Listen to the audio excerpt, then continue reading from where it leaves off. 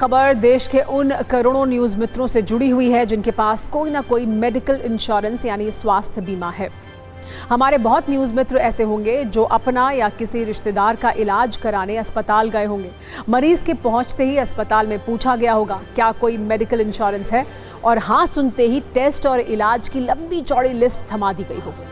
आप सोच में पड़ गए होंगे, क्या वाकई इतने टेस्ट की आवश्यकता है? आरोप है कि अस्पतालों को जब ये पता चल जाता है कि कोई मेडिकल इंश्योरेंस है किसी के पास, तो उन्हें गारंटी मिल जाती है कि अब या तो बिल आप भरेंगे या वो बीमा कंपनी जिसका हेल्थ इंश्योरेंस आपने लिया है। इसीलिए इलाज के बिल में बेहिसाब खर्चे जोड़ दिए जाते हैं। लेकिन अब मेडिकल बिल को बढ़ा चढ़ाकर मरीजों से वसूलने वाले ऐसे अस्पतालों के पेंच कसने की तसल्ली बख्श तैयारी हो चुकी है, और मेडिक्लेम पॉलिसी वाले मरीजों से अस्पतालों की इस लूट पर ब्रेक लगाने के लिए सरकार ने बड़ी तैयारी की है, जो आपके साथ साथ बीमा कंपनियों की भी लिए एक अच्छी खबर है।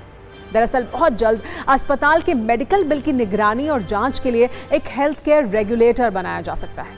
इसके लिए वित्त मंत्रालय की ओर से स्वास्थ्य मंत्रालय को एक प्रस्ताव भेजा गया है।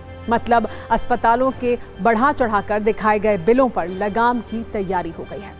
खास बात यह है कि बीमा कंपनियां भी काफी वक्त से हेल्थ केयर रेगुलेटर बनाने की मांग कर रही हैं।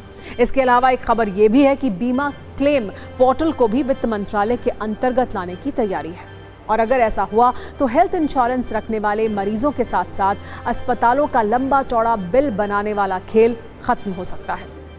सरकार की नजर इस बात पर भी है कि हेल्थ इंश्योरेंस, CGHS और कैश में इलाज का अलग अलग रेट कार्ड क्यों है।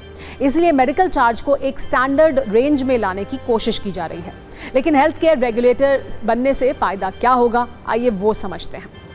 पहला फायदा तो यह है कि हेल्थ इंश्योरेंस वाले मरीजों से अस्पतालों की लूट रुकेगी। अस्पताल अब इलाज के नाम पर मरीजों से मनमाना बिल नहीं वसूल पाएंगे।